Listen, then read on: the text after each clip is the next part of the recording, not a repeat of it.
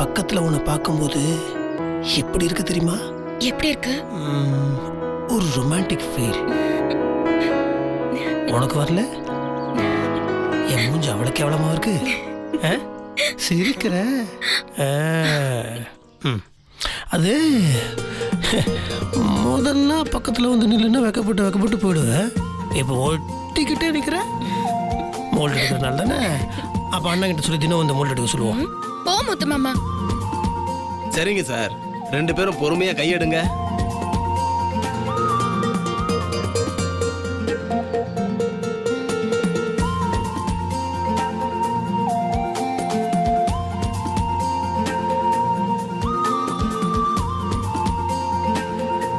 Sir ஒரு 5 நிமிஷம் sir, செஞ்சு கொடுத்துட்றேன்.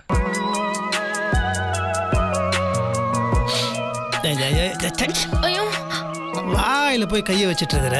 இரு முத்து மாமா, அதுக்குள்ள இருந்து கை வரப்போதில்ல, அத பாக்குற ஆர்வத்துல அப்படி பண்ணிட்டேன். ஐயோ, அதுக்குள்ள கையெல்லாம் வராது, கை இங்க தான் இருக்கும்.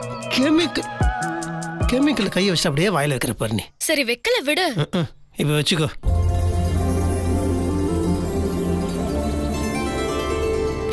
திடீர்னு எனக்கு ஒரு சந்தேகம். என்ன? இப்போ 2 பேரோட கையை ஒண்ணா வச்சு மோல்டு எடுத்தாச்சு. இதே மாதிரி நம்மளோட மனசையும் மோல்டு எடுத்தா எப்படி இருக்கும்? தமாசா இருக்குமா? வெற்று.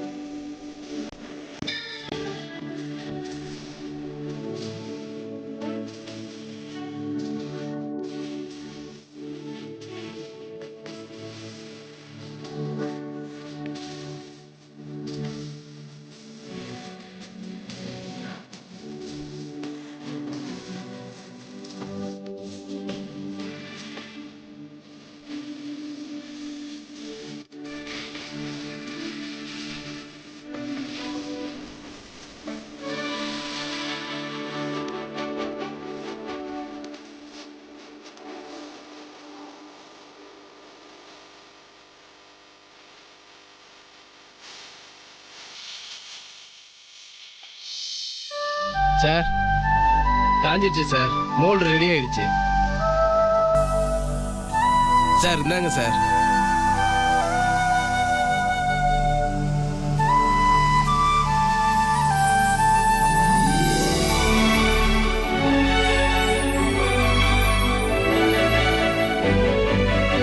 முத்துமாமா, இத பாக்கும்போது மனசுக்குள்ள என்னமோ பண்ணுது. என்ன பொறுத்த வரைக்கும் இது நினைவு சின்னம் மட்டும் இல்ல முத்துமாமா, பொக்கிஷம். காலத்துக்கும் நம்ம கை இப்படியே கோத்துட்டு இருக்கணும் மாமா. அதுல என்ன சந்தேகம்? இப்ப இந்த மோல்டு எடுத்தமோ எடுக்கலையோ, ஆனா என்னைக்குமே நம்ம 2 பேரும் ஒன்னதான் இருப்போம், கையை கோத்துட்டே தான் இருப்போம். ஓகே? ஏன் முத்து மாமா? இல்ல, சித்ராக்கா உயிரோட இருக்கும் போதே இப்படி ஒண்ணு கிடைச்சு இதே மாதிரி எடுத்து வச்சிருந்தா அவங்க ஞாபகம் அப்படியே இருந்திருக்கும்ல.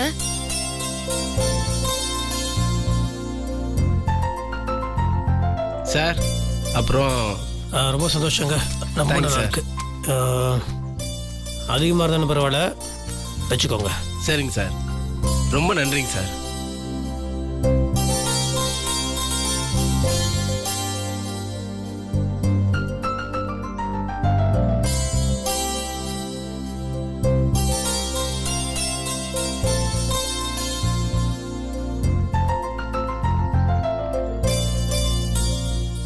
முத்துமாமா, நம்ம கையோட கை சேர்ந்த மாதிரி நம்ம வாழ்க்கை பூரா இதே மாதிரி இணை பிரியாம இருக்கணும்.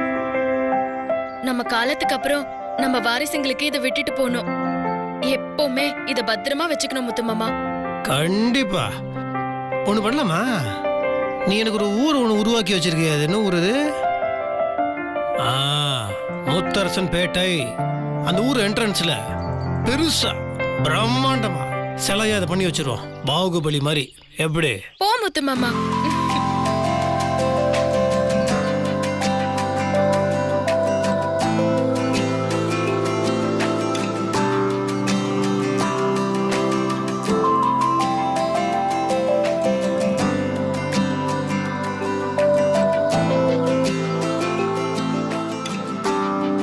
போதும். நீ தடவி தடவி தேய்ச்சிட்டேன்னு வச்சுக்கோயேன், ஒண்ணுமே இல்லாம போயிடும். எனக்கு ரொம்ப பிடிச்சிருக்கு மாமா. தெரியுதே, எனக்கும் முடிச்சிருக்கு. நல்லா பண்ணிருக்காருல. தத்துருவமா இருக்கு. இது அப்படியே பத்திரமா பேக்குள்ள வச்சிருவோம். சரி மாமா. பார்த்து பார்த்து பார்த்து.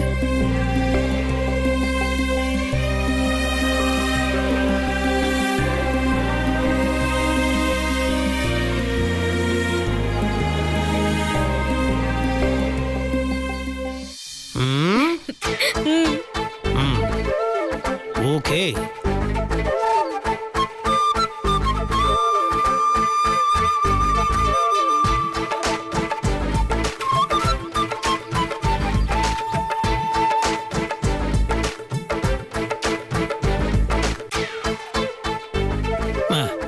ஒன்னும் ஆகாது. பத்திரமா ஜாக்கிரதையா வச்சிருக்கேன். கை பிரியாத அளவுக்கு அழுங்காம குடுங்காம வண்டி ஓட்டு போறேன். சரியா?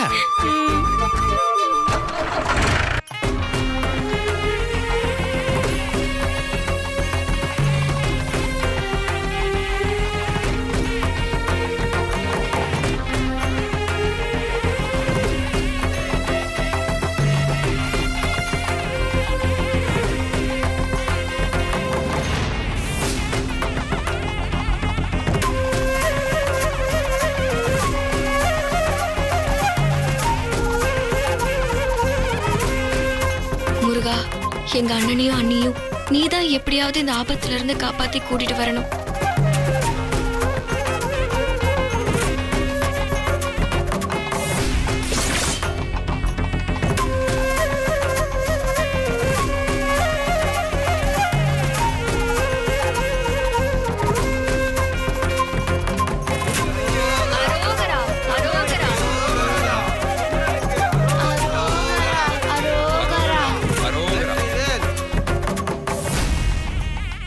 முருகன் உங்களுக்கு நல்ல வழியை காட்டுவோம். பிரார்த்தனையை நல்லபடியா நிறைவேற்றுங்க. சரிங்க சாமி. வழியில எங்கேயும் நிக்க வேண்டாம். பால் குடத்தையும் கீழே வைக்க கூடாது. நேரா முருகன் கோயிலுக்கு போய் முருகனுக்கு அபிஷேகம் பண்ணி உங்க பிரார்த்தனையை முடிச்சுக்குங்க. சரிங்க சாமி.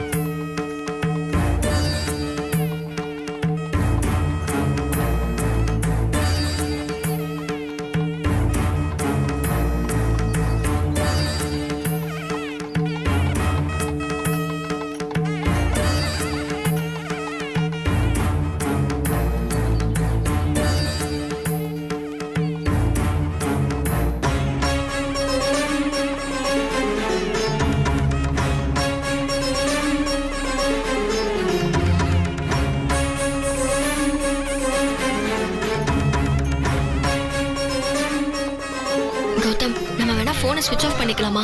அம்மாக்கு தெரிஞ்சா கண்டிப்பா பிரச்சனை ஆயிடும். ஏய், அது எப்படி தெரியும்? நமக்கு அந்த விஷயம் தெரியுங்கிறதே அவங்களுக்கு இன்னும் தெரியாது. அப்படியெல்லாம் தப்பு கணக்கு போட வேண்டாம் கௌதம். ஒருவேளை அவங்களுக்கு தெரிஞ்சதுன்னா ரிஸ்க் தான். ஜனனி சொல்றது நல்ல ஐடியா. போனை எல்லாரும் சுவிட்ச் ஆஃப் பண்ணி வச்சிருவோம். இந்தாங்க.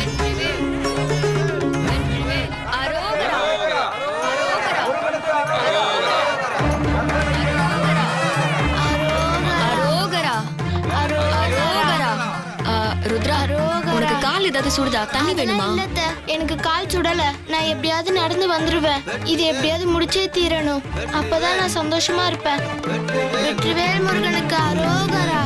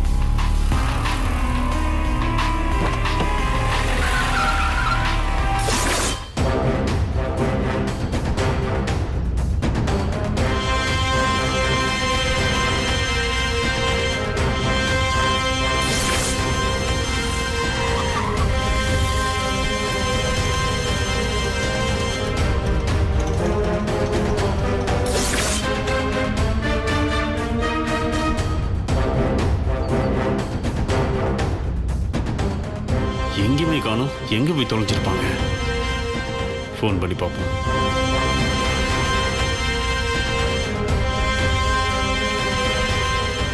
சுவிட்ச் ஆஃப்னு வருது.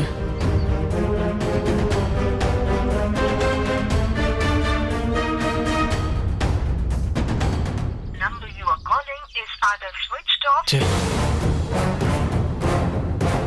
எப்படி இப்போ உங்களை கண்டுபிடிக்கிறது?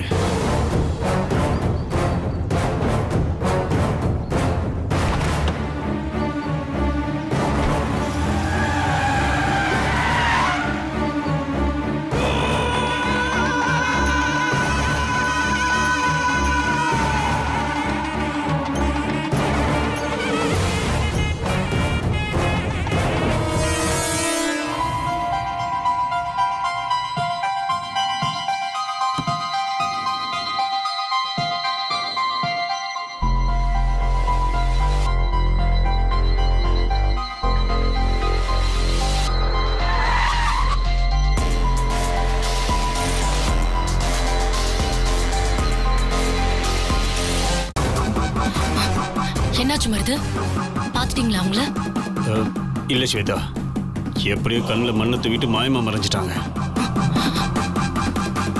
ஊர்ல ஒரு இடம் விடாம இண்டு இடுக்குன்னு எல்லா இடத்தையும் தேடி பார்த்துட்டேன், எங்கேயுமே இல்லை. நம்ம ஊர்ல இருக்க எல்லா முருகன் கோயிலையும் பார்த்துட்டேன், அங்கேயும் இல்லை. அதுக்காக திரும்பி வந்துடுறதா? இதை விட்டுறக்கூடாது. நாங்களும் போய் எங்கேயாவது தேடி பார்க்கறோம். வா அக்ஷயா. நில்லு ஸ்வேதா. என்ன மருது? இப்படி கோட்டை விட்டுட்டு வந்து நிக்கிற? நீ யோசிச்சிருக்கணும். நீ அவங்களுக்கு ஃபோன் பண்ணியா? என்னம்மா இது, பண்ணாம இருப்பனா? எல்லாரும் ஃபோனை சுவிட்ச் ஆஃப் பண்ணி வச்சிருக்காங்க. நீ ஊருக்குள்ள இருக்கிற எல்லா கோயிலையும் பார்த்துட்டல்ல? ஆமாம்மா. எல்லா பெரிய கோயிலையும் தானே? ஆமாம்மா, இந்த மாதிரி பரிகார பூஜைலாம் எல்லாம் பெரிய கோயிலில் தானே பண்ணுவாங்க, பார்த்துட்டேன். இல்ல இல்ல, நீ ரொம்ப தப்பு கணக்கு போட்டுட்ட. அவங்க இத பண்ணணும்னு முடிவு பண்ணப்பவே நமக்கு இது தெரியக்கூடாதுன்னு ரொம்ப புத்திசாலித்தனமா யோசிச்சிருக்காங்க. அதனாலதான் எல்லாரோட போனையும் சுவிட்ச் ஆஃப் பண்ணிருக்காங்க. இவ்வளவு யோசிக்கிறவங்க கண்டிப்பா அதை நம்ம ஊருக்குள்ள பண்றதுக்கு வாய்ப்பே இல்லை. நான் அப்படி யோசிச்சதுனால தான் பக்கத்து ஊர்ல இருக்க எல்லா ஃப்ரெண்ட்ஸ்டையும் ஃபோன் பண்ணி சொல்லியிருக்கேன். அங்க இருக்க சின்ன சின்ன முருகன் கோயிலையும் தேட சொல்லியிருக்கேன். அப்படி அவங்கள பார்த்து உடனே ஃபோன் பண்ண சொல்லியிருக்கமா? பரவாயில்லையே, கரெக்டான ரூட்ல தான் போயிருக்க. நிச்சயமா அவங்க நம்ம ஊருக்குள்ள எங்கேயும் இருக்க மாட்டாங்க. நேரா கிளம்பி பக்கத்து ஊருக்கு தான் போயிருப்பாங்க. ஆனா அவங்க கணக்கு தப்பு கணக்குங்கிறத நாம போடுற சரியான கணக்கு மூலமா தான் காட்ட முடியும்.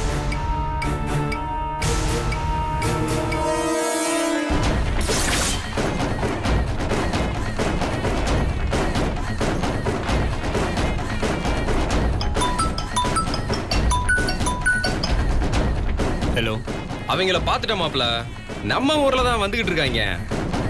உங்க அண்ணன் பொண்ணு தான் பால் குடம் எடுத்துக்கிட்டு வந்துகிட்டு இருக்கியா? அப்படியா? எப்படா பார்த்த? இப்போ பார்த்துட்டு தான் உனக்கு ஃபோன் பண்றேன். மா கரெக்ட் தாம்மா, நம்ம நினைச்சது எதுவுமே மீன் போகல. பக்கத்து ஊர்ல இருக்க கோயில்ல தான் பால் குடம் எடுத்துட்டு இருக்காங்க.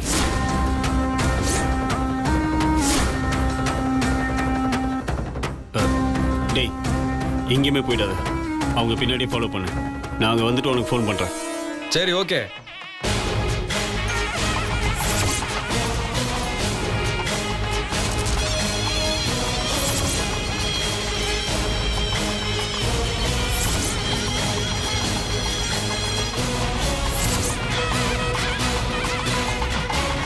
சரிம்மா, நான் கிளம்புறேன்.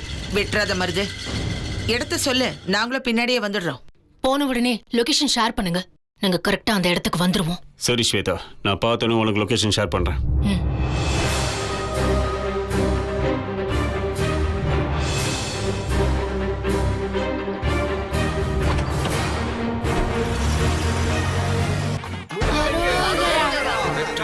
ருத்ராமா, உனக்கு டயர்டா ஏதாவது இருக்கா? இன்னும் கொஞ்சம் தூரம் தான், போயிடலாம். அதெல்லாம் பரவாயில்ல.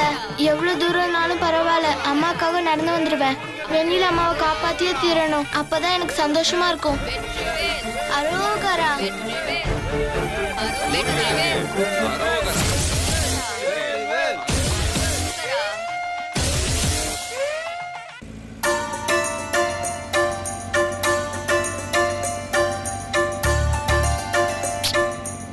என்னாச்சு மாமா? தூசு. என்ன நீ காத்துல கண்ணுல தூசி எல்லாம் பறந்து வருது, எதுவுமே போடாம வண்டி ஓட்டுற. கண்ணு கெட்டு போயிட்டா என்ன பண்றது? கண்ணுல பட்டா என்னமா? அதான் கண்ணுக்கு கண்ணா, கண்ணுக்குள் நிலவா நீ என் பக்கத்துல இருக்கிறிய. தூசுன தூசு. அதுக்குன்னு சொல்லல, உன் கண்ணு எப்பவுமே எனக்கு ரொம்ப பிடிக்கும். உன் கண்ணு எப்பெல்லாம் எப்படி எப்படிலாம் பார்க்கும்னு மனசுக்குள்ள மனப்பாடமா தெரியும். என் கண்ணு உனக்கு பிடிக்குமா? ஹே, எனக்கு இருக்கிறதே சின்ன கண்ணு, சிரிச்சா அதில் வேற சைடில் கோடு கோடா விழும். என் கண்ணு பிடிக்கும்னு சொன்ன ஒரே ஆள் நீதாம்மா. எனக்கு இருக்கிறது ஒரு கண்ணு, சாரி 2 கண்ணு, அது விதவிதமா பார்க்கணும். நீ எப்படி சொல்ற? ஆமா, உனக்கு கோபம் வந்துட்டா அதே கண்ணுல தீப்பொறி பறக்கும். ஆ? அதே என் மேல பிரியம் வந்துட்டா அந்த கண்ணுக்குள்ள அத்தனை அன்பு தெரியும். ஓ, உன் சித்தி கிட்ட பேசும்போது அம்மாங்கிற அன்பு தெரியும். நீ ருத்ராவை பார்த்தா மகங்கிற பாசம் அப்படியே பொங்கும். இப்படி அந்த கண்ணுக்குள்ள எத்தனை இருக்கு தெரியுமா? வாடா வாடா வாடா, என் கண்ணுக்குள்ள இவ்வளவு விஷயங்களா? பின்றப்போ சரி, இவ்வளோ பெரிய மூஞ்சில கண்ணு மட்டும் தான் பிடிக்குமா? மூக்கு, காது, வாயு, பல்லு இதெல்லாம் நல்லா இல்லையா? எதுவும் பிடிக்காதா? சொல்லிடுவேன், சொல்லு. ஆனா எனக்கு வெக்கமா வருது. ஐயோ அம்மா தாயே, நீ தயவு செய்து வெக்கப்படுறன்ற பேர்ல முகத்தை முடிக்காத. நீ வெக்கப்படாம சொல்லு. எப்பவுமே நீ அழகா கஞ்சி போட்ட சட்டையும் மடிப்பு கலையாத வேட்டியுமா அப்படியே கையை சரி பண்ணிட்டு படியில இறங்கி வருவல்ல, அது எனக்கு நாள் முழுக்க மனசுக்குள்ள நிறைஞ்சிருக்கும். இப்ப யோசிச்சாலும் ஒவ்வொரு நாளும் நீ நடந்து வர்றது என் கண்ணுக்குள்ளேயே இருக்கு தெரியுமா? பாத்தியா, கண்ணுக்குள்ள மெமரி கார்டு வச்சு நீ தான் ரெக்கார்ட் பண்ணிட்டு இருக்கிற. என் கண்ணோட உன் கண்ணு தான் பவர்ஃபுல். பேசாம இரு முத்து மாமா, குறுக்க பேசாத. அப்புறம் நான் என்ன சொல்ல வந்தேனே மறந்துரும். சொல்லுங்க சொல்லுங்க சொல்லுங்க. நீ நடக்கும்போது இருக்கிற கம்பீரம், அப்புறம் நீ எல்லார்கிட்டயும் சபையில பேசும்போது அப்படியே நிமிர்ந்து நிக்கிற கர்வம், அதே மாதிரி பெரியவங்களை பார்த்தா பணிஞ்சு நிக்கிற பணிவு, அப்புறம் யாராவது முறைச்சு கிரிச்சு பேசிட்டா அவங்கள எதிர்த்து நிக்கிற துணிவு, அதே மாதிரி அவங்க கைய கீய நீட்டிட்டா அவங்க கிட்ட நீ காட்டுற வீரம், தீரம், வலிமை, இதெல்லாம் எனக்கு ரொம்ப பிடிக்கும்.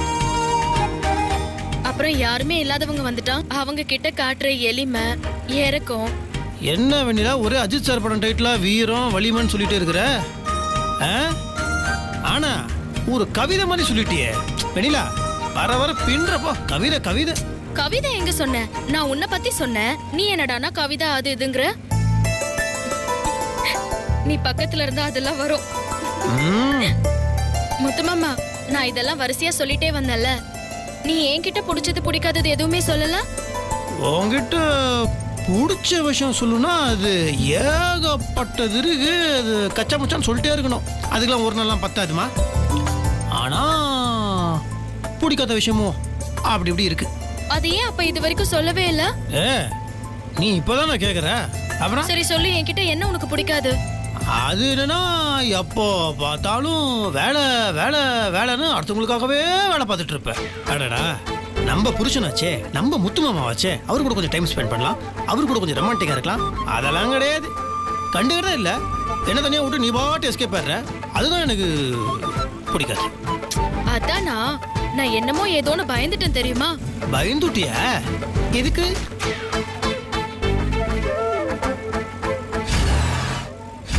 ஐயோ, என்ன என்ன மாமா? தெரியலையே, ஜீப் ஜக்குது.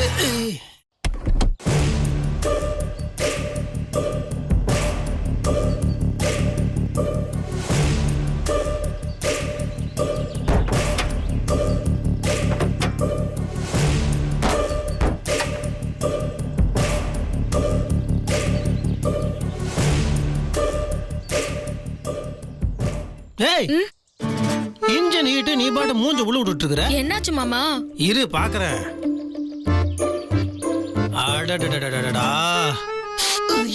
பாத்து மாமா. தப்பான டைமிங்ல டைமிங் பெல்ட் போயிடுச்சு. டைமிங் பெல்ட் அம்மனிக்கு புரிஞ்சிருச்சான். சரி, இது இப்ப ஆகிற வேலை கிடையாது. ஒண்ணு பண்ணுவோம், பக்கத்து டவுன் வரைக்கும் அப்படியே நடந்து போவோம். அங்க போய் ஒரு மெக்கானிக்கை பார்த்து ரிப்பேர் பண்ண சொல்லுவோம். அப்படியே பெட்டிக்கிட்டெல்லாம் தூக்கிட்டு போயிடுவோம். ஏதாவது வண்டி கிடைச்சா ஒரு லிஃப்ட் கேட்போம். அங்க போய் ஏதாவது ஹோட்டல்ல தங்கி மெக்கானிக் வண்டியை ரிப்பேர் பண்ணி கொண்டு வருவான். அதுக்கப்புறம் நம்ம ஊருக்கு போகலாம். உனக்கு ஓகேவா? உன் விருப்பம் மாமா, நீ சொன்ன மாதிரியே செய்யற. என்னம்மா, எல்லாத்துக்கும் என் விருப்பம்னா உன் விருப்பம் தான் என்ன? இல்ல வண்டியில இடம் கேட்டு போலான்னு சொன்னல, அது மட்டும் வேண்டாம். காலார நடந்து போலாம். உன் கூட பேசிட்டே நடக்கிறதுக்கு ஜாலியா இருக்கும்ல. ஐயோ ராமா ராமா. ஐயோ முத்து மாமா, ராமா, என் பாட்டி சொல்ற மாதிரி மொட்டையா சொல்ற. உன் பாட்டி எப்ப மொட்டையா இருந்துச்சு? முடியல உங்களுக்கு? ஐயோ மாமா, ராமான்னு தனியா சொல்லக்கூடாது. ராமா சீதான்னு சேர்த்து தான் சொல்லணும். ஓ. இனிமே ராமான்னு சொல்லாத, ராமா சீதான்னு சேர்த்து சொல்ல. ராமா சீதா லக்ஷ்மண அனுமார் சேர்த்தே சொல்றேன். இப்ப போலாம் வா.